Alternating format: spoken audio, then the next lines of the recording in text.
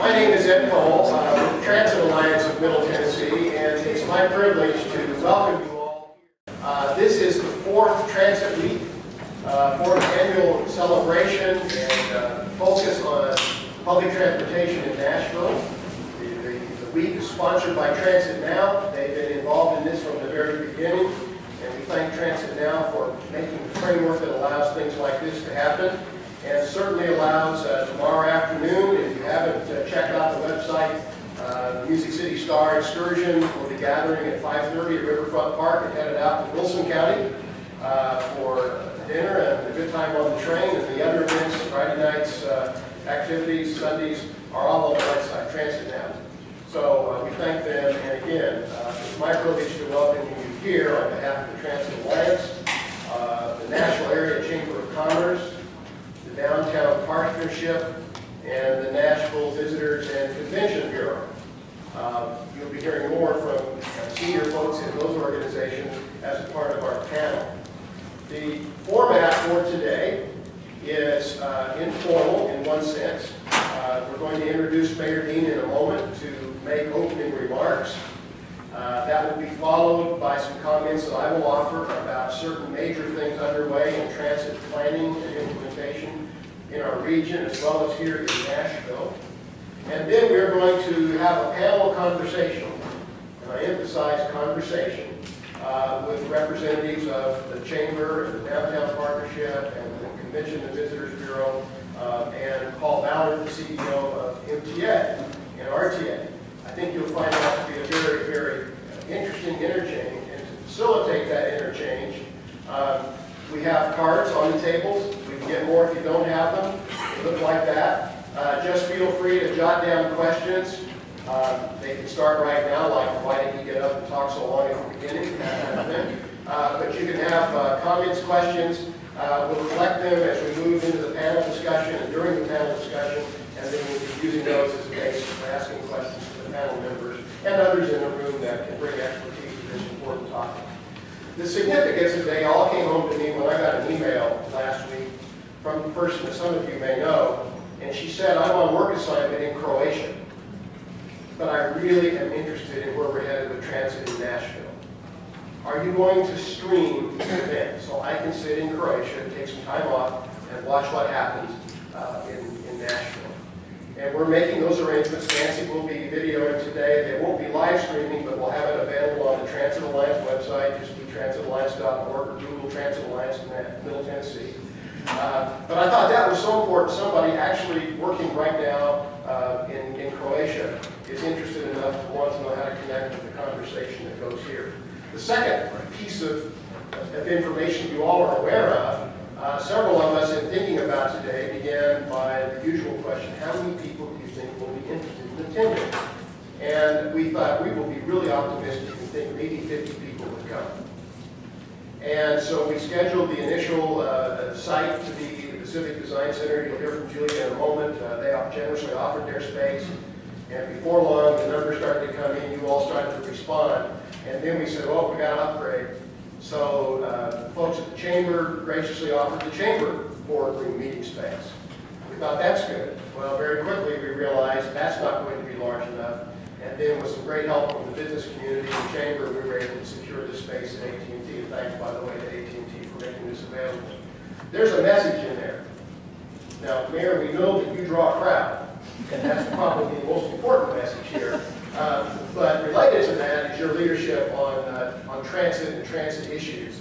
And to have over 150 people as of this morning having responded that they want to be here today, and we're not even providing a free lunch, I think is a real statement of the importance of this topic and this time in Nashville and Middle Tennessee history. So it seems very appropriate in that context to introduce to you our mayor in Nashville, Mayor Karl, who has taken a strong leadership role in many things, and certainly mass transit has been a part of that. So Mayor Dean, you're delighted to be here with us today.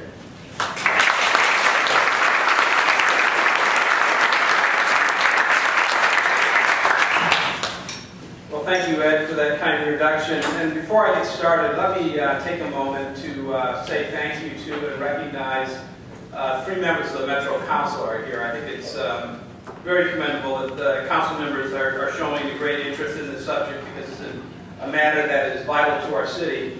We have Peter Westerholm is here. Peter, all right, there's Peter. Anthony Davis is here, and Walter Hunt is here. And he's not wearing a Yankee hat today, so I'm happy to see him.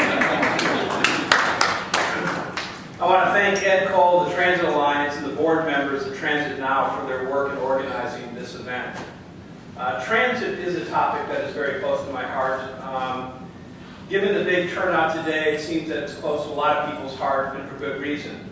If you care about bringing new jobs to Nashville, if you care about helping businesses that are already here, and if you care about helping working families and others save money on transportation costs, you should care about transit. I'm sure we'll all agree that people in our area spend too much time stuck in traffic and that we spend too much money on gas. But did you know that in 2010, a well-respected national report prepared by CEOs for cities designated our region, not our city, but our region, as having the worst commute in America? That report took into account the total amount of time people spend traveling to work, not just how long it took them while they were stuck in traffic. And thanks to sort of the sprawling development patterns that have occurred here over the last 50 to 60 years, many Nashvillians do live far from their jobs. We need to act now if we're going to avoid accumulating more dubious honors, because we know firsthand that commute time and transit options matter to companies looking to relocate here. And I can give you an example of this, a real example, where last year the head of my Office of Economic and Community Development went to Chicago as part of a chamber trip. And during that trip, he met with dozens of site consultants whose job is to advise clients that are looking to expand or to relocate. And they talked about how Nashville can remain competitive and how we can improve our position in what is a very difficult playing field. All 12 of the consultants said that if Nashville wants to recruit more business, we need to expand our mass transit options. These consultants know that companies are increasingly prioritizing access to mass transit in their search criteria. And they're aware of, as most of us here are aware of, that recently there's been studies that have identified that young people, people fresh out of college, just getting started on their careers, are much less likely to drive a car or buy an automobile immediately. They want to have transit options. And I know that we need to do what it takes to bring those top companies to Nashville. We know that our region competes with cities like Austin and Charlotte and Denver for new businesses and new residents. And I'm sure it's not lost on any of us that each of those cities, which are very comparable to Nashville, I think Austin is probably, in terms of the cities that we compete with for business, is probably the most like us of any city I can think of. And all three of those cities, with Denver really taking the lead, are well on the way to developing transit systems. And if you go to Denver, you can see that Denver, over the course of the last 12 years or so, has been very deliberate about creating transit solutions for their entire region. And I could throw another city into the mix. Another city that frequently we're compared to is Indianapolis. And Indianapolis is about where we are, maybe a little bit behind us right now, but they're fully engaged in the process of discussing what they need to do about transit. So I believe our city is indeed at a crossroads and we have decisions to make. Do we come together now to find mass transit solutions that will attract new businesses and help people commute to work, or do we do nothing? If we do nothing, if we choose not to move forward with advancing mass transit in Nashville, we will be consciously choosing to put ourselves at a competitive disadvantage with our own peer cities. We will be limiting our potential for economic growth, and we will be guaranteeing worse traffic congestion. When gas prices reach $4, $5, or $6 per gallon, which they are predicted to do over the course of the coming years, people will be asking why we've done nothing to give them a practical alternative to their car. Ridership on the MTA is up dramatically. MTA is doing a fantastic job with the resources they've been given. And ridership has responded to, I think, changes of lifestyle, but also to the price of gasoline. And if you think back to, which really got all the mayor's attentions in Middle Tennessee, if you think back to the sort of the fake crisis that was created because of pipeline problems to the south of us about 4 years ago, when there were long lines to get gas, and actually gas stations ran out of gas, and then the price of fuel went up accordingly to that market demand. And the number of people who were asking, what is the transit solutions, what's the plan? Now that all dies down once the immediate crisis goes away, but it is something that we need to think about every day, because this issue will not go away until we implement a plan that makes getting around Middle Tennessee easier. I'm happy to report that this city is not going to stand still when it comes to mass transit. We are moving forward on two fronts, regional and local. A few years ago, we started a regional partnership called the Middle Tennessee Mayor's Caucus. And the caucus includes about 40 county and city mayors from throughout our region. We get together once a month or once every other month to discuss issues of common concern. And it's been really a very useful tool for us all to have. Right now, we are, as a group, focused on transit. All the mayors in the caucus agree that we need to find a way to offer common sense transit options to people throughout our area. Over the past 2 months, we have come together to discuss potential solutions. We have had 2 retreats where the mayors have been pretty much on our own, where we have begun to discuss proposals how we can move forward, and we are making real progress. I have good news to report on the local level as well. Some of you already know about the East-West Connector, the bus rapid transit system that will have a dedicated lane on one of Nashville's busiest and most important corridors. I believe bus rapid transit is the future of mass transit for cities the size of Nashville. It has worked in many cities that are our size or larger, Cleveland, Las Vegas, Orlando, and it's also becoming very popular internationally. And Ed will tell you a lot more about the East-West Connector in a moment, but I want to give you a bit of a preview. The East-West Connector would originate in 5 points in East Nashville, travel through downtown, out Broadway and West End, and continue all the way to the intersection of Harding and White Ridge Road. I believe it will radically transform the way people move around our city, and I'm committed to doing what I can to make this project a success. We have been working on the East-West Connector for over a year. In January, we finished phase 1, which was the alternative analysis, which was a 3-phase process. And basically what that involved was looking at whether you build a bus rapid transit system or whether you build a streetcar system. And it really came down to this. The consultants we were working with determined that the ridership on a streetcar system and a bus rapid transit system would be almost exactly the same, almost no difference. And this is the number that got me. The difference of cost between a bus rapid transit system and a streetcar system is somewhere in excess of $138 million. So there's also a fairly heavy emphasis in the federal government right now on bus rapid transit. They look to that as a very reasonable, practical way to provide transit solutions. I would also add that in terms of the aesthetics of it, you know, if you build a streetcar, you tear up the road and you have to put rail in. Then you also have to put in the electric wires and things to make it run. So you're actually doing more, you're interfering more with the way the streetscape looks right now. With bus rapid transit, you need to have the dedicated corridor, you need to make a sizable investment, and I think it's a good investment, in creating sort of more sophisticated bus stops where riders can actually pay for their ride or use their card before they get onto the bus. And the bus, so that will result in fewer delays. The areas need to be covered and protected, and they need to stand out as a place where people want to be, where they'll be comfortable hanging around waiting for the bus.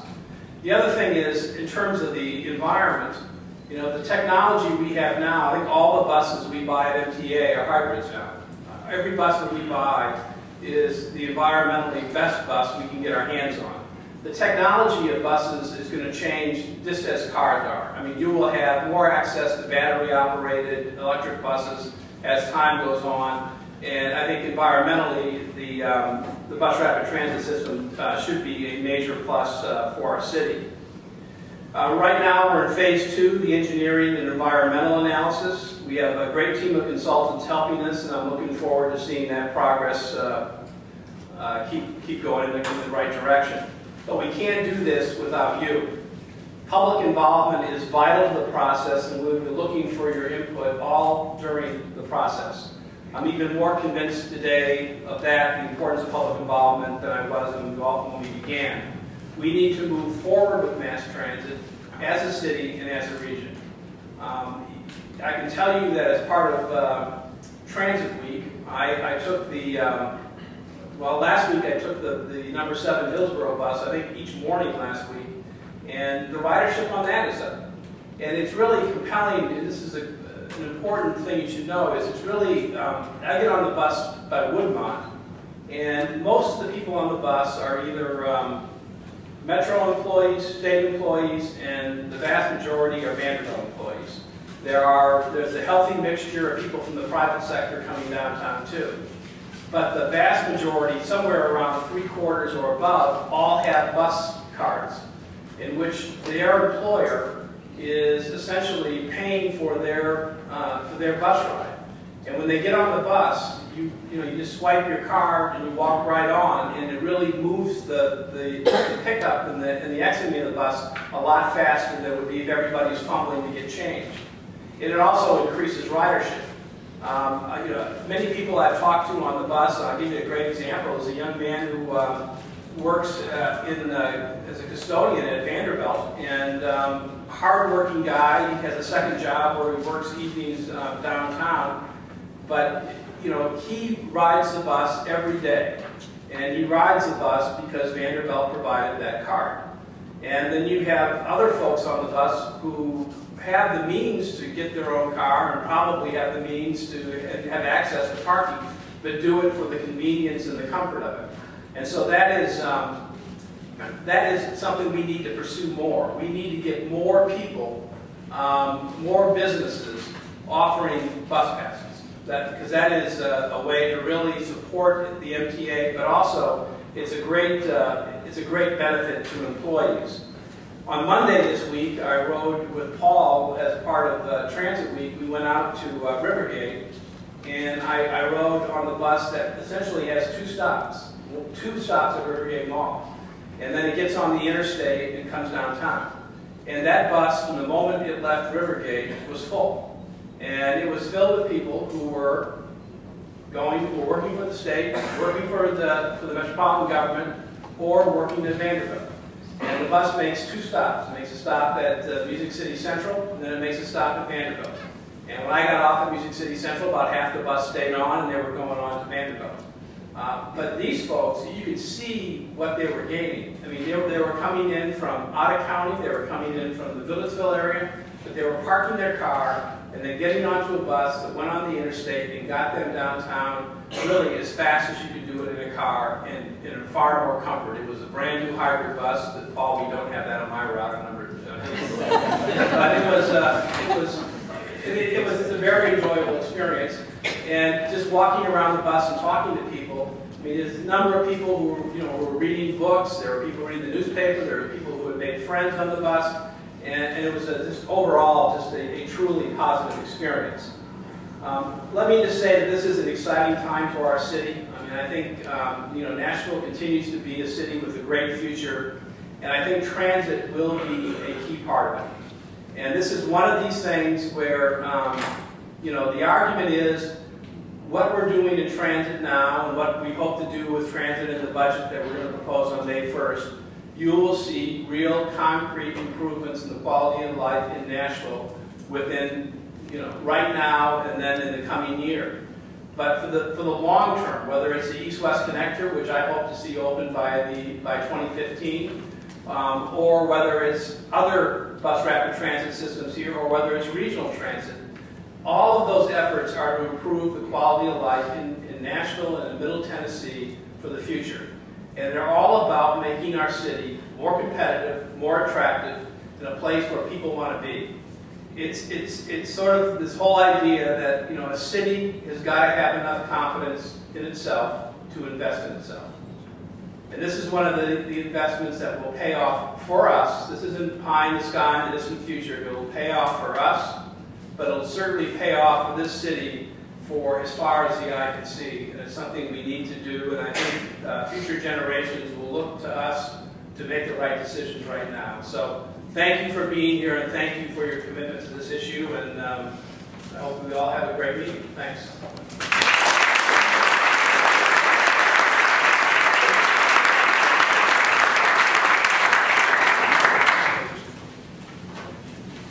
Mayor, we're going to ask you to stay. There's a concern that many of us have, as you described.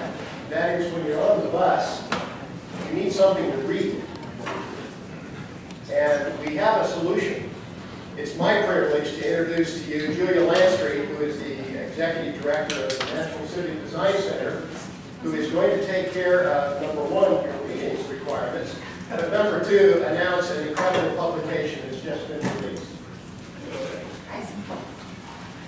Good morning. The Nashville Civic Design Center is most excited and delighted to announce the publication of Moving Tennessee Forward, Connecting Communities. It's a project that has spanned more than 2 years.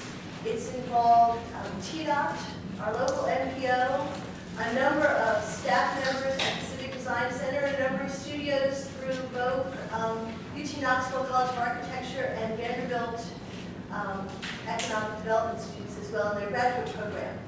And it captures and envisions, it's a lot of pictures, so if it's a bad day, it's a it's true. And it is, captures and talks about transit-oriented development. It talks about the East-West connector. It talks about having the bridges as an amenity for community and not just a piece of infrastructure. It has a lot of different dynamic components. It's available for sale through the Civic Design Center, and it will also be distributed to a number of elected officials through both the MPO and through the Design Center. Thank you very much, and enjoy. Thank you. Well, thank you, Julia. Thank you for what the Civic Design Center does for the city. They are very much involved in finding creative and useful options for us as we continue to grow and develop, and they're a great organization. Thank you. Sir. Take it with it.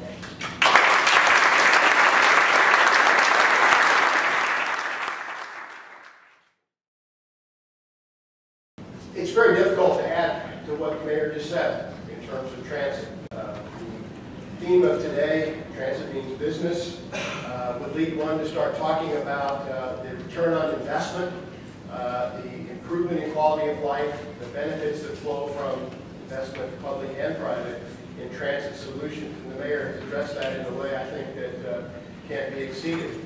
The Chamber of Commerce does a great job in talking about quality of life and how quality of life relates to business. That's what the mayor was talking about. And so to spend a lot of time with a lot of numbers probably wouldn't add much more to the important point that was just made. The American Public Transit Association, for example, says for every $1 billion in transit investment of all types, about $3.6 billion in business sales result. On top of that, another $500 million some dollars in federal, state, and local tax revenues result. Those numbers exist, and we can go on and on. It simply makes sense to consider transit as a part of our public infrastructure, as the mayor has pointed out. The mayor addressed two fronts, two initiatives, and I'll just take a few moments to talk about each of those and introduce then our panel. The first is regional, and the consideration of transit as a solution or a partial solution to mobility needs and quality of life all across our region. Mayor Dean and his colleagues from the cities and counties, the 10 counties of Middle Tennessee and the cities therein, have come together, as the mayor noted, and created a mayor's caucus with an extensive focus on transit, as well as other public issues like water supply, entertainment, and so forth. The mayor's caucus, again, as the mayor, you just said it all. You said everything you just said. This is great. The mayor's caucus took as a starting point the 2035 long-range transportation plan that was developed by the Metropolitan Planning Organization of Nashville in conjunction with the MPO in Clarksville. And in that plan that was adopted by the mayors on board the MPO in December of 2010 is a bold new vision for mass transit. And so we've already made a start. And that bold new vision for transit identifies corridors, such as the Northeast Corridor between Gallatin and Hendersonville and onto Nashville, and a part of that was the corridor the mayor wrote on that he described. The Southeast Corridor, basically the Interstate 24 corridor between Murfreesboro, Laverne, Smyrna, and downtown Nashville. Our Southern Corridor, which is basically the I-65 corridor into Williamson and on into Murray County. And the Northwest Corridor, which is an interesting corridor, is similar to what we had going to Lebanon, a rail line, not a big rail, but a short line rail line, going into Cheatham County, Ashland City, and then connecting in terms of right-of-way on up to the city of Clarksville. And so what the mayors basically have said, give us details. Let's talk about next steps. If we're going to act on this general long-range plan, what are the next steps that we as mayors need to embrace? And I think something the mayor said needs to be underscored, and that is there are no outliers here. The mayors ask themselves over and over again, are we all in this together, or are we going to go our separate ways? And the answer is always, we're in it together. Even as we talk in a moment about the East-West Corridor, mayors surround see that the success of the East-West Connector here in Nashville is a key element in success for the region. They see this corridor as a main street for the region, not just a main street in metropolitan Nashville. That kind of thought process is extremely important as we proceed. So in the months ahead, and the time frames are still being worked on, but in the months ahead, stay tuned. The Transit Alliance has been asked to help flesh out details as the MPO plan is converted into policy options by the mayors, our elected officials. And our job will then be to in the appropriate communicating ways, translate that back so that all of us together can look at that. And so we'll be looking at express bus services. We'll be looking at bus rapid transit services. Comparing, on a regional scale, comparing bus rapid transit is with light rail is very comparable to comparing bus rapid transit with urban streetcars in the urban environment. We'll be looking at van pools and encouraging carpooling. We'll be coordinating with our colleagues at the Tennessee Department of Transportation. The route the mayor took on that express bus used I-65. This is not a roads versus buses conversation that we're about to have. They work together. And everything that makes an interstate leg on these corridors work better makes it better for transit as well. And so that conversation will be coming. Stay tuned, because the discussion of that will come forward, and of course associated with that will be the cost. And that will be the important part of the conversation. How do we afford it? How do we stage it? We're all watching our friends and neighbors in Washington, D.C., trying to predict what federal involvement might be there. We'll get every dime we can get, but that's a factor that will have to be looked at. The second thing the mayor mentioned, the second front, the second initiative, is the East-West Connector project, which is underway now. As the mayor pointed out, phase one of that is completed. The alternatives analysis was done by the consulting firm, and the MTA board considered at length that analysis and accepted the recommendation that we, number one, the corridor that the mayor described. I hope you can mentally visualize that corridor going Nashville and our region from East Nashville out to White Ridge Road and Harding Road and all points in between. We're right in the middle of that corridor as we stand here, sit here today, of course. And it connects an incredibly diverse and vibrant cultural resource, whether it's an educational institution, whether it's the home of the next Stanley Cup champions.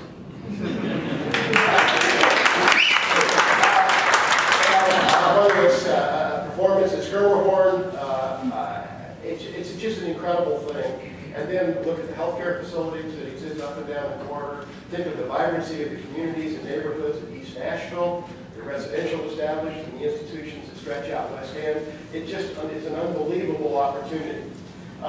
As the mayor pointed out, the comparison of an urban streetcar solution to a bus rapid transit solution was an important part of the analysis. And I will just reinforce again what he said. The distinction between the two became blurred because the performance capability of bus rapid transit equaled or exceeded the urban streetcar performance at half the price without the disruptions of the physical infrastructure for tracks and for overhead catenary lines and all those other kinds of things. But let me just talk about the characteristics that were defined as a part of this bus rapid transit. And our engineering firms, our design firms that are involved with this now are going to be making this real, which I'll close on in just a moment and talk to our panel. This corridor, that the transit people use the term headlights, I'll simply say how long you have to wait for a BRT to come along. The plan says 10 minutes or less. I think the thinking now, Paul, you can correct me when we're in the panel, but I think the thinking now is that they need to compress that even tighter. So that if you walk out now to catch the BRT going up Broadway to your office out at on West End, you will know that within probably 3 or 4 minutes, and at most 5 or 6, maybe 10 minutes, you'll be able to jump on. That's very, very important. The success of these systems is based upon the frequency, and probably no more than 20 minutes in the evenings and on weekends. If you begin to think about that in terms of entertainment, you're not going to have to pull the schedule out. Permanent stations. A key attribute will be the stations are there. Those of you that have business interests know how important it is. If this is going to be a transit stop, and if it will make a difference to me, I want it to be there 5 to 10 years from now. And permanent stations are a part of it. I want to digress, but I won't. There's a tremendous design team attached to this current Phase 2 contract to look at actually station design and how it fits with the surrounding environment. As the mayor mentioned, fare off-site, off the bus. So you get on and sit down and go. The fare collection's all done on the station platform, or whatever. Level boarding, very important. You may not think about it, but level boarding, you walk right straight in and get on, just as if you were getting on a subway in New York City or a light rail system in Denver. You just walk right straight on. Not only for those that need accommodation, but just for the speed and ease of movement off and on. Quiet. There's a hybrid right out there right now, going by us right now. If you've ridden those hybrids, you know that they're very quiet vehicles. And as the mayor said, the technology is dramatically improving as we move toward more electric operation. Amenities, Paul, I'm probably stepping out of bounds now, but I'm going to say it because I think we're going to do it. But Wi-Fi and some of the amenities that are available in systems make it easy to either read the book or do your work. So we'll be having those kinds of things. And then important will be the time factor, the dedicated lanes. And this is for this group where we are also important in those meetings that the mayor talked about. This is going to involve the creation of dedicated lanes so that these BRT system conveyances, call it what you want, are unimpeded as they move in and out of the corridor. The analysis makes it clear that ridership on opening day may be as high as 4,500 trips per day, over 1 million some per year if you do the math. But the reason that works is people will be attracted to use it because it's fast, in addition to the convenience that I just talked about. And that speed will only occur if there are dedicated lanes for these vehicles. Those dedicated lanes, and this is where you see the BRT advantage over a streetcar, those dedicated lanes can also service regular MTA coaches as they jump on and off. I think here at the Gallatin Express, if you jump on in East Nashville and use the same route to get to the Music City Center as the BRT that's going from East Nashville on out this corridor. And so the dedicated lanes will be an important, the Department of Public Works and TDOT will be very important partners in how to make this work. You all will be important when we look at parking, loss of parking, readjusting access to businesses from the street.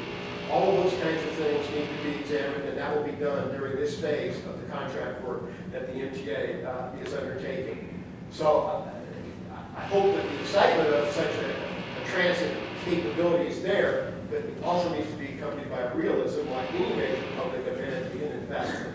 There are going to be trade-offs, and we need to work together to say the overall long-term goal is worth some of the adjustments we'll be needing to make.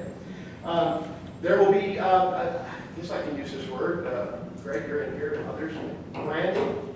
The success of other cities, and the mayor already mentioned some of the main ones, the success is the perception of this transit service will be unique. vehicle look, the name, the way it's described takes on an attribute all its own. In many ways, we did that with the Music City Star. If you think about it, it's not just getting on that old train down there. We talk about the Music City Star. Now, we can dig underneath and talk about commuter rail and diesel engines and all that kind of thing, but it's the Music City Star to get to Lebanon or to Mount Juliet or Donaldson or Hermitage. There's got to be, I think, and the team will be working on this, and our input will be important, a similar effort to say, okay, as this thing begins to take shape, what will we call it? How do we describe it? How do you tell somebody about it? Some of us will be on this wonderful chamber trip that's being planned, the inter-city visit to Portland and Eugene, and we'll have a chance to look at Eugene, which is a pioneer. It's a smaller town in Oregon, home of the Oregon Ducks. But anyways, it's a really advanced kind of bus rapid transit, and they came up, they called it the Emerald Express. And then people just started saying it's the MX, it's the MX. And now if you ask anybody from Eugene, you ride the MX, they'll tell you all about it. Oh, but I also ride the bus to get to the MX. Or no, I don't ride the bus to get to the MX, I just use the MX. So there's going to have to be that kind of conversation and thinking as we move forward. The final phase, and then we'll hear from our real experts. The final phase, phase 3 of this, ties back to that date the mayor just quickly tossed out. Every time he tosses that date out, Paul goes a couple inches under the table. The plan now will be a design-build contract. That obviously there'll be some legal things to go through and make sure, but I think the intention is that Metro would issue a design-build contract so that that opening time of 2015 can be met. It's extremely aggressive to meet that time frame. But you heard the enthusiasm of the mayor. Hopefully it's contagious here. I know all of us that have been involved feel that same thing. And so within a year, about a year from now we'll give our current consulting team a stroke. Within about a year, they will be coming back with the preliminary design and the environmental approvals so that a design-build team can come right in, plug in with that, and go to the final phase. Because what the mayor didn't say directly, that I can easily say, the mayor would like the mayor of Nashville to be invited to the ribbon cutting. And he would not like to be a past mayor of Nashville.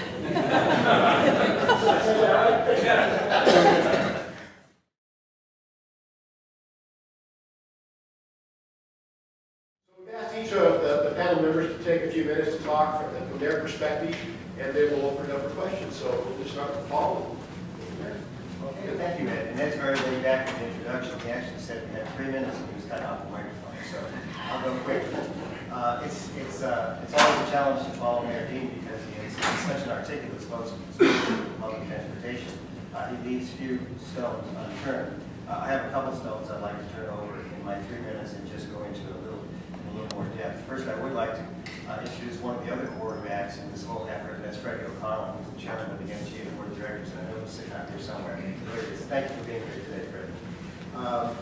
We have some great plans that we're talking about. You saw the video. We've got a lot of things in our MTA master plan, and Regional Transportation Authority is working on the master plan.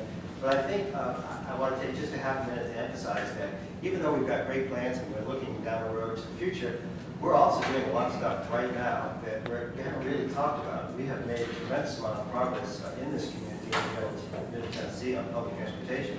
And let me just mention briefly how the public is responding to the services that we are actually providing today. And I think Mayor Dean mentioned one of these statistics. The local bus service this year compared to last year is up over 16% in terms of ridership. Our paratransit service, which is service to people with disabilities, is up 13%. Now the regional services have a much smaller base and the percentages are much greater, but they're very, very impressive. Regional rail service, the Music City Star, is up 23% in the same period last year. No matter how you cut it, that's a tremendous increase in ridership. And then our regional bus service, which is the fastest growing services that we provide under the auspices of the Regional Transportation Authority, the ridership is up 75%. You know, gasoline obviously has something to do with it, but the fact that the ride that Mayor Dean described from Rivergate was just, everybody is just really thrilled to be on that bus and to be able to leave their car out there, not burn the gasoline. It was raining that morning, the highway was a mess. So we're doing great strides in terms of ridership. One of the key issues that has helped us to develop that ridership, and once again Mayor Dean introduced that, is what we call our Easy Ride program. And this is where employers pay for their employees to ride a bus. And I would characterize that as probably the single most important program that has developed the increasing ridership here in Nashville. And we have a number of employers, some 30 employers now. We started back in 2004, and we concentrated on the universities. We have Vanderbilt University, Belmont University, Lipscomb, where they use their ID cards. We send them an invoice once a month for the total ridership of those institutions. But since then, it's been expanded to companies like LP Building Products, local Vanderbilt, local State of Tennessee, Metro Government, Letter Logic, Metro Medical Supply, are among some of the other companies that have signed up and support public transportation through paying for their employees. One of the newest companies is Asurion, and this is a company that opened up last year down in Grassmere Park.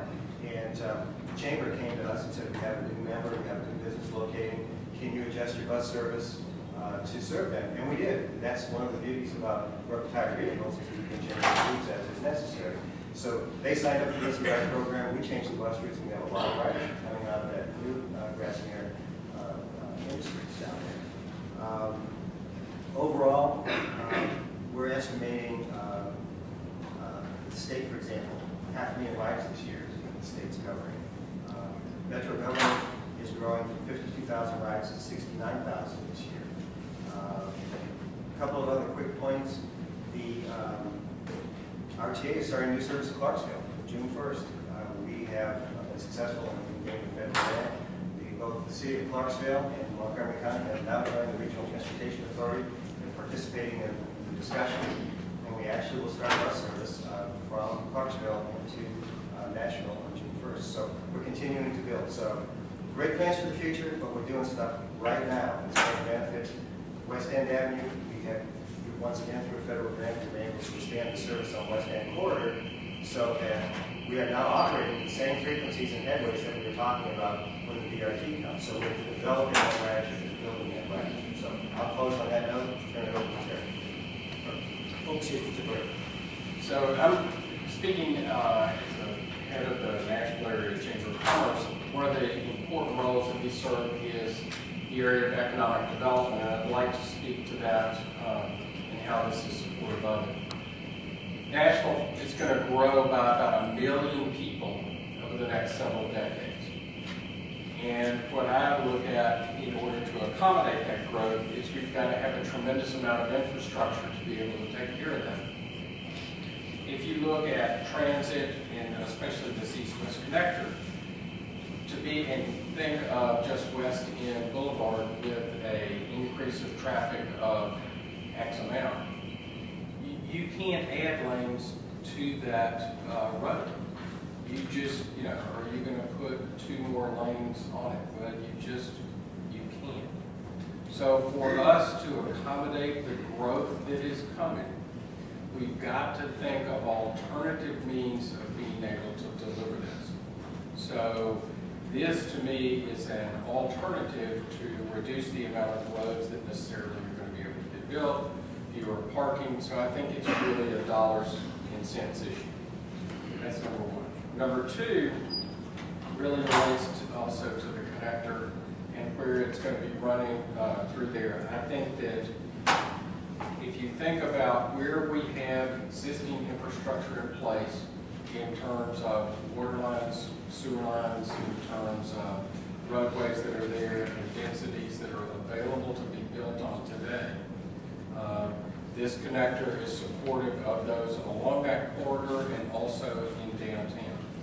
So think about it really from a dollars and cents perspective, because I think that is one of the things that y'all are going to be talking about are quality of life issues, but I think that there's an economic piece to it also. And finally, I'd like to close. I think what Mayor Dean said is that we've got to be willing to invest in ourselves. A city that is willing to do that is one that is successful. And if you look at where our community is today, we have made extraordinary, truly extraordinary leaps in terms of where our city is today versus the city that that I grew up in 30 or 40 years ago. So think to yourself about where we will be 2 or 3 decades from now. Not today, not tomorrow, not with today's dollars, all that sort of stuff. But think about the city in which you and your children, you want them to live 20, 30 years from now. And this, I believe, is one of those essential components. Thank you, Bert.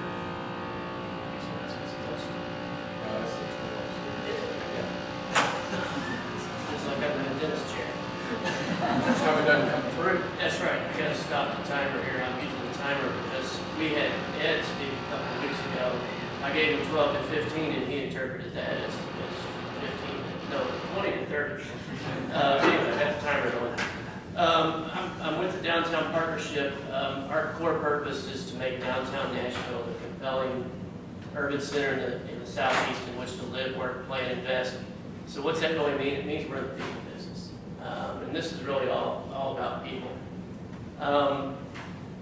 If you've had the occasion or displeasure of conversing with me, you know that I like a lot of facts, kind of like Joe Friday from Transit Now. And so most of the material that's up here and in this study is really good. It's fairly good. I'll scare Ed here. I believe some of the assumptions are flawed, and that's going to lead us to less than accurate conclusions. Probably not what you want to hear. But first, some of you may have known that I moved here from Portland and was actually there when the streetcar debuted in 2001. That's Portland, Oregon, not Portland, Tennessee. There's no streetcar in Portland, Tennessee. A little bit about the Portland streetcar. They have 4 miles of double track, a little over $100 million. Less than 10% of that was federal money. So let's just say they invested $100 million in that. The return on that investment's been $3.5 billion, $3.5 billion, within 2 blocks of that corridor. My calculations, I have a degree in accounting, sorry, show that there's about $50 million in annual property taxes that comes to the city of Portland from their $100 million investment. So I do the quick math again, and I come up with a 2-year payback, which is better than a compact fluorescent light bulb. It's just good business, and that's what we're here about. Transit's good business. There's no better example of free enterprise than developer, right? Well, within 1 block of the alignment right now, the developers have developed within 90% of FAR. Now, if you don't know what FAR is, go ask a planner. My definition is that it's a communist plot enacted by the Central Party to limit free enterprise. Is that basically right? But seriously, they're developing within 90% of FAR, within 90% of FAR on either side of the corridor. 3 blocks away, they're only developing within 43% of FAR. They're developing twice as dense just because that corridor is there. And so for them, it's good business. So the streetcar, I'll talk just a little bit more about it. It's 11 years old. It's been extended 3 times. It's now in the 4th extension, opened September 22nd, completes a 7.5-mile loop through central Portland. And so for that community, it's just good business. But back home in Nashville, got the east-west connector, population growth from 1.7 to 2.6 by 2035. It's just 23 years away. I mean, you know how fast the last 23 went. Well, the next 23 goes even faster. And I've heard people say that we're crowded. Well, we're not really that crowded, and I'll have a few stats for you here in a second. Let's say all 900,000 of those people are really highly intelligent, like all of you, and they're all going to be in Davidson County. So when that happens, our population density is still going to be less than 3,000 people per square mile. Portland's right at a little over 4,000 today. Indianapolis is 2,300. Charlotte's 2,500. Austin, that place in Texas, 2,700. So there is a lot of room to grow here in Nashville for all 900,000 of those smart people that are going to live here. So it's just good business to plan for that. So a little bit more about growth. 107, and this is where the flaw in the assumptions come in. Yeah, sorry. 170,000 employees, 25,000 residents along the corridor. The forecast by 2035 are for another 17,000 workers along the corridor. I got to tell you, 10% is not good enough, and it's not right. We're going to grow more than 10% along that corridor. Portland increased their jobs along that corridor by 23,000 jobs in 11 years. So we've got 25,000 people along the corridor. We said something like a 24% growth. That's not right again. That's only 6,000 more people in 23 years. There's no way. Portland, it's not a great place. It rains like yesterday all the time. They increased their resident numbers along the corridor by 15,000 people in 11 years. So don't tell us that it's going to take us twice as long to grow half as fast as Portland did. We've got to have a way for this growth to happen. So it comes all back to me, right? It's downtown. And that's what we're in the business of. And it's people. We're going to have the growth in people. And this is just good business to do it. There's no other reason. So somebody said we can't afford to do it. Well, we can't afford not to. It's just good business. Thanks.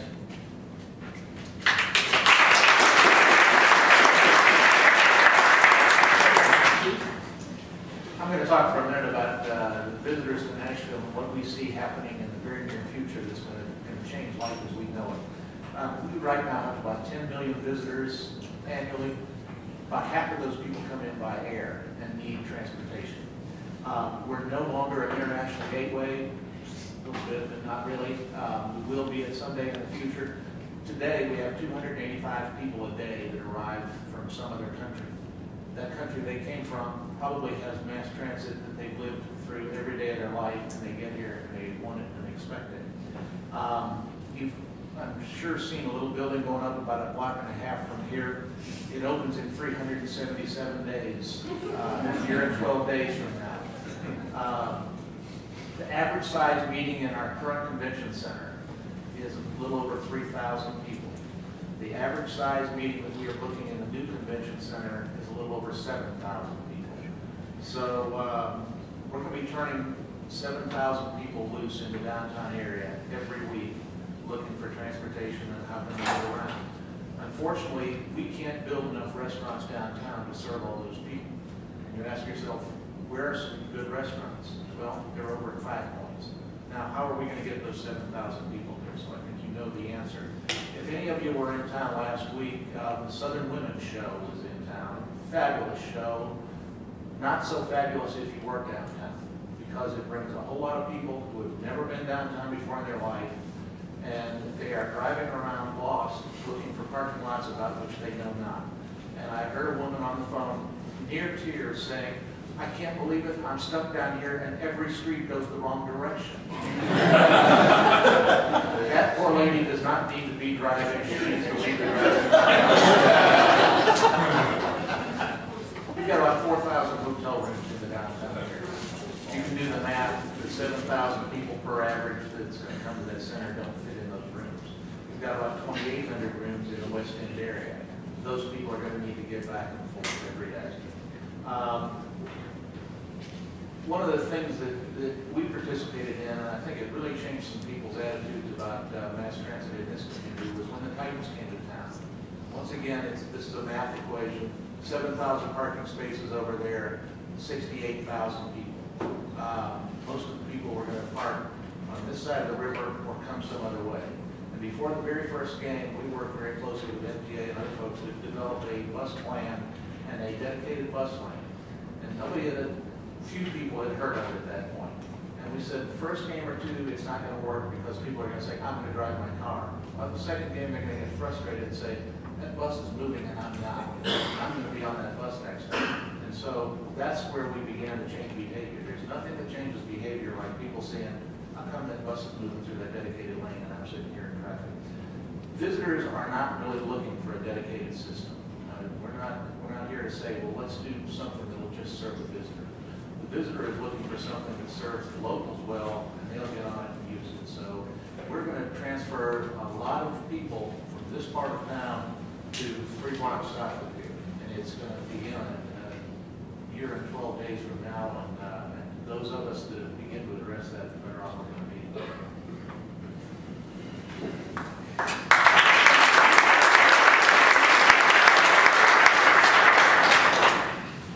Well, I don't want to have to do this, but I got to agree with Tom. Several of us had, and there's a parallel, Tom, several of us had an opportunity to go to Cleveland, which has one of the best new bus rapid transit systems in the country, the Health Line. And they were having meetings like this, developing projections. And the Cleveland Plain Dealer, the large daily newspaper in Cleveland, came to do a story on the dollar investments that had resulted from that Health Line bus rapid transit, about 8 mile, something like that, corridor, very comparable. And I think their numbers, Tom, were like the numbers that we give. Their numbers were like, the Transit Authority was like 2.8, something like that, $1 billion of investment in the corridor that resulted from this line. And the paper's headline when they published the story was, it's $4.5 billion. And the estimating process, the public estimating process, it grossly underestimated the impact of the system. And I think, Paul, I think those of us who have been involved know that those formula that are used, those kinds of things, sometimes lead to that, which is, it's a good mistake to make. So, thank you, Tom. Well, thank you to each of the panelists. This was just great. I think you've got 4 very important perspectives. Paul was certainly quite right in reminding us that we have a lot of investment working hard today, and that kind of tells us what the future may bring. And I think then you heard Bert and Terry and Tom then talk about the various perspectives they bring to the economics. So I do want to recognize, I'm not sure, I think council members Dwayne Dominy and Erica Gilmore came in after we did the acknowledgments. There's Councilman Dominy. Where's Erica? There you are, right there. I want to thank you all. The mayor made comments about the importance of council involvement, and having you here is just an example of that. So let's jump to some questions and answers. Do we have, there are going to be no edits here. I'm going to do straight, okay? Okay. I think what we'll do is just toss it out and you all feel free to jump in. How can Nashville overcome its relatively low population density in creating cost-effective transit solutions? Build transit in the densest area. Take the densest part of the city and start from there. What Portland did. Okay. And that includes downtown? Absolutely. Paul, this may be coming your way. When will MTA have a mobile phone application to tell riders where buses are? This is a key enabler. Yes, we're actually working on that. We've seen that in a number of other cities around the country, and we think that's absolutely critical for us to get there. We're working on, right now, we have a vehicle locate system so we can identify where the buses are. There are digital readouts at Music City Central Station and along Gallatin Road that tell you, based on GPS, positioning where the buses actually are and how many minutes till it comes. We're working with some folks to actually develop an application so that you can have it on your PDA and be able to get the same information. And we're also working on just providing open data, so if someone who's talented wants to take some of that data and develop their own application, we'd like to see that too. So that's all in process, and we're very, very supportive and working hard to achieve it. Okay. We alluded but didn't discuss in great detail the finance. Part of the reason we haven't done that is some of the very specific cost estimates will be a part of this phase 2 of the East-West Connector. And I think this question is related to the East-West Connector. Can you discuss revenue systems that are available for the capital investment of the East-West Connector and the ongoing operating expenses of the East-West Connector? Well, I can start with that. When we do major capital investments on public transportation, as we did with Music City Star and as we did with building Music City Central Station downtown, really the first thing that we nail down is the federal investment. There are, in spite of all the stories coming out of Washington, there are still significant federal dollars that are available for transportation projects. So just as we did on the 2 projects that was just mentioned on this project, we're working very hard to position this to be successful in acquiring federal transportation dollars. And we will be submitting an application. We'll start the submission this summer, complete all the data by September, and then we'll know probably by February what the federal participation will be. And then at that point, we'll know what the balance is, and then we'll look at how we come up with the local funding to match that. But we always get that federal piece because it's the biggest piece generally in these projects. And as an example, when we did Music City Central Station, we did that in October of 2008. By the time we were done, there were actually 16 different sources of revenue that we put together to build that. And when you're building projects that have federal, state, local money, it's kind of the way it goes. You get your federal piece, your state piece, and then you do your local piece. So that's kind of where we are at this point. Maybe an add-on, Tom, this may be coming your way a little bit, or maybe Bert and Terry. The business improvement district, the tax increment finance mechanisms are two that have been discussed. Obviously, once we know the federal participation, we have better estimates. Do you want to talk a little bit about how those work and how they might be appropriate here? Well, I'll say what I know, which won't take long. I think from the tax increment financing perspective, it really captures that incremental growth. We have projected significant incremental growth. You just basically take that tax increment above the baseline. It doesn't remove anything from what's already there. It's only based on growth. To me, it seems like a fairly simple thought of using that to fund the capital side. I think it gets a little bit more complicated, I think, in the state of Tennessee and legislation issues, but it seems like a natural to me. Where business improvement district really looks specifically at adding on additional rate to what's there or what could be developed. And I think something like this should really capture the incremental growth.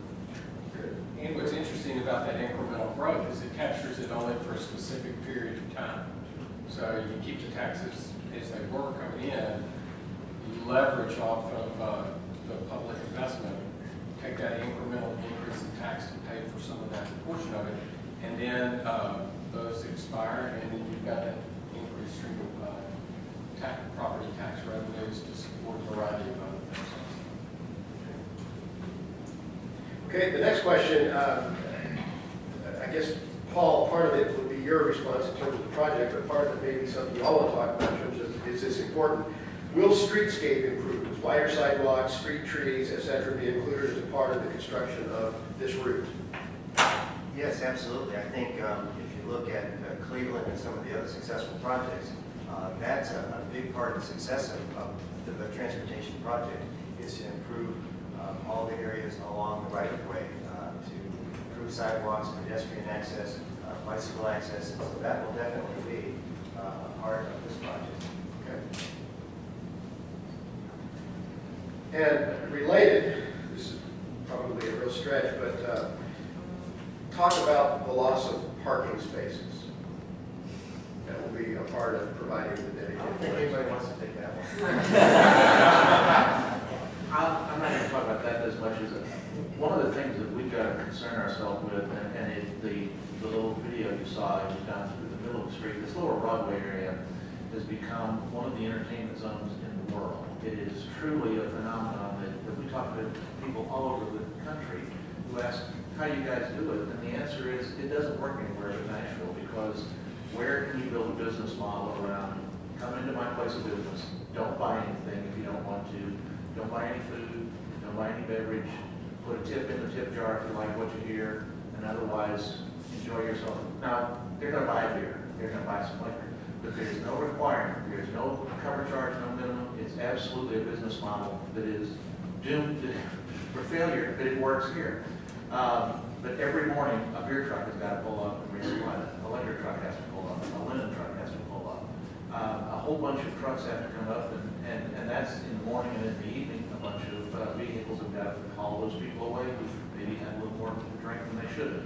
So those are the kind of things that we're going to have to do a balancing act between, we got to run it down the street, but we also got to keep a bunch of places that are running about $60 to $70 million a year in revenue, but about 25% of that goes to the bottom line and taxes that you guys don't have to pay.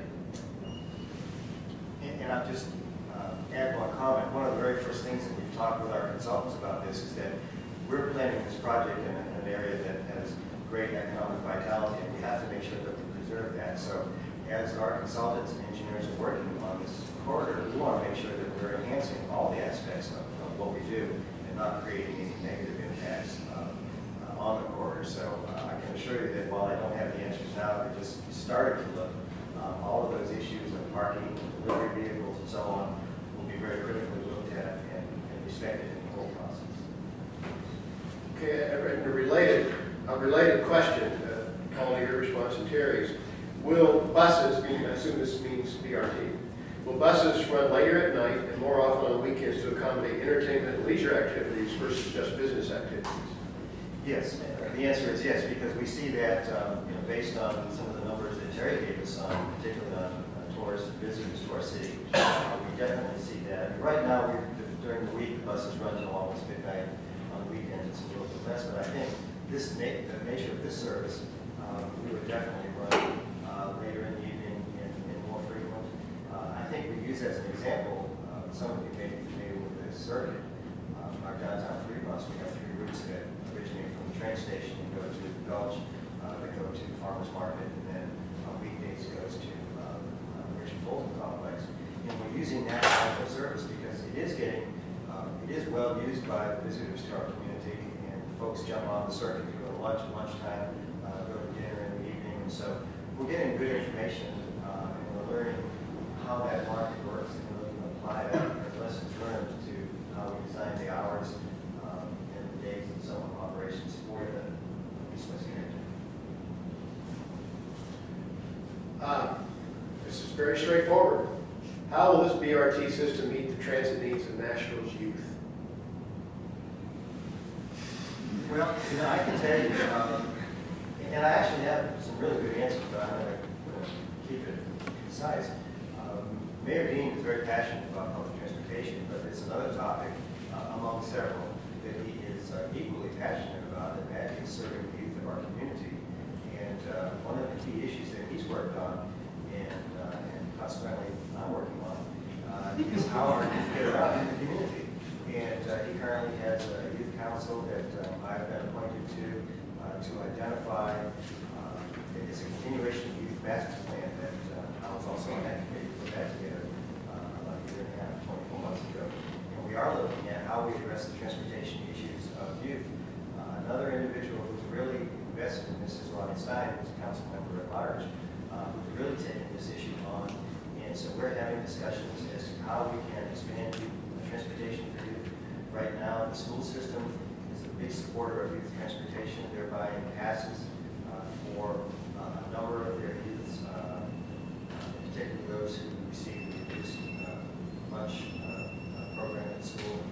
We serve approximately 2,500 individual school students every day on the regular buses at MTA. So it's a market that we are absolutely committed to. Our marketing department is looking at that because we feel if we can get young people to use the service, then we can go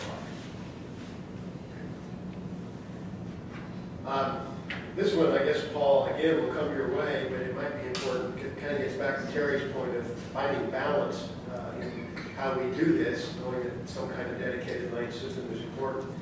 Will you be able to keep 4 lanes in bottleneck areas? I assume that means 4 lanes of traffic, car traffic. Example, west of Holiday Inn around Cumberland Transit, out on the Vanderbilt, beyond the Vanderbilt area. Well, once again, that's around. Well, I think that we're just starting the engineering work. URS Corporation, Doug Tennessee, the project director, somewhere out there. So there he is back there. Really, that's a question for him. So after we're done, but it's too early. But I'll go back to my earlier answer to the question. Is our objective is to enhance the whole corridor and to not create issues that are going to detract from the corridor. So I have to assume that we'll do what we can and do what's necessary so that not only the buses move well, but the automobile traffic also continues to move. It is a congested corridor already. The MPO has done some studies saying that it's going to grow, the congestion is going to grow significantly. I can't say that what we're proposing is going to solve congestion. I think it will do 2 things. It will slow down the growth of congestion and give people an alternative to congestion in their automobiles.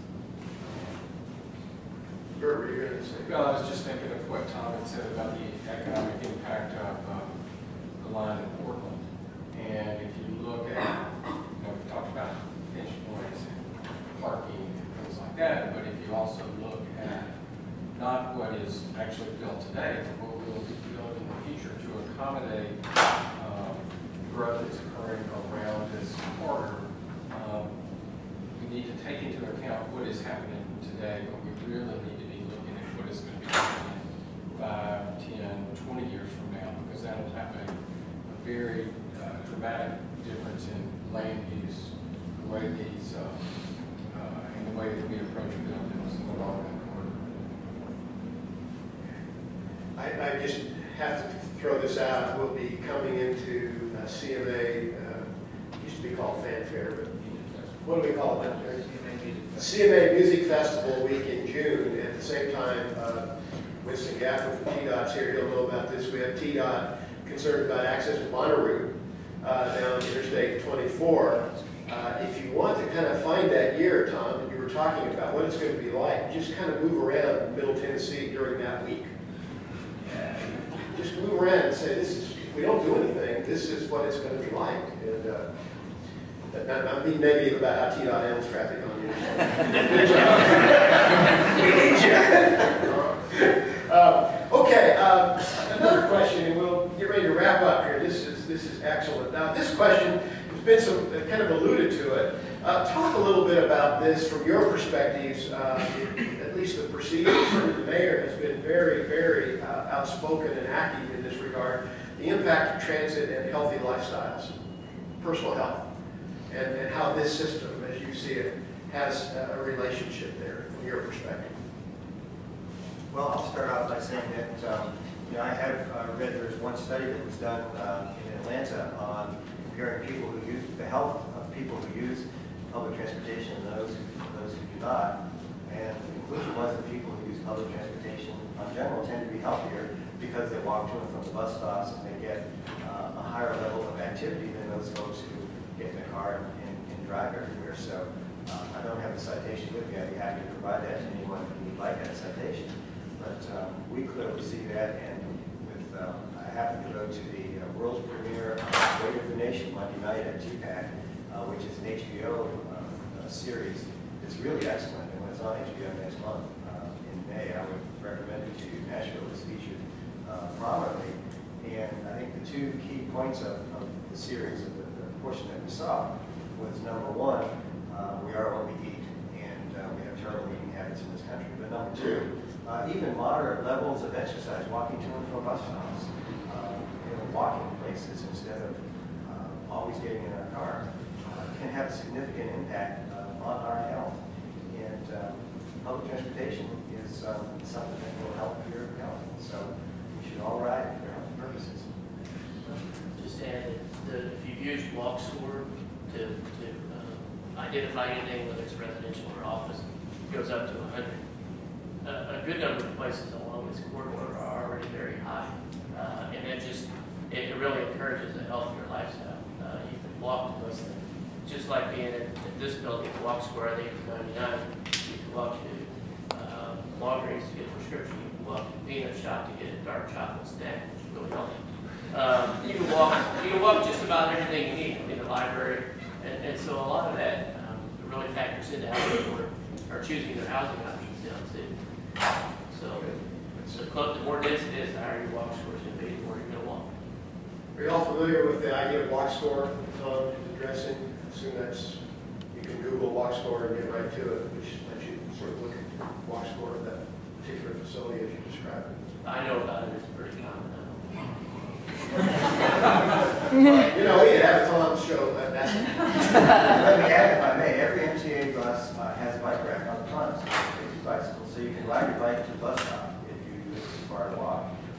Music City Star train, you can take your bicycle on the train. So we try to be supportive of the other modes as well. Well, I would like you all to say thanks to our panel for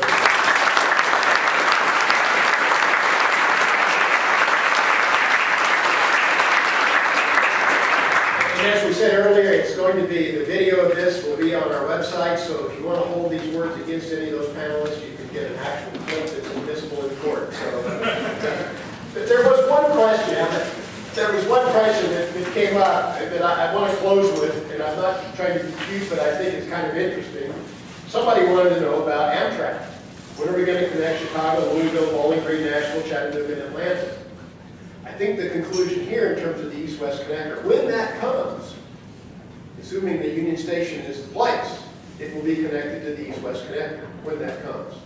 But we are not going to talk about intercity rail. That's a whole another conversation of what happens at another point in time.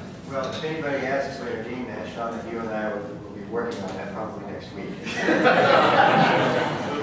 Thank you all again for coming and being a part of this. Stay tuned. The Transit Alliance website, the Transit Now website, the MTA website, Google all those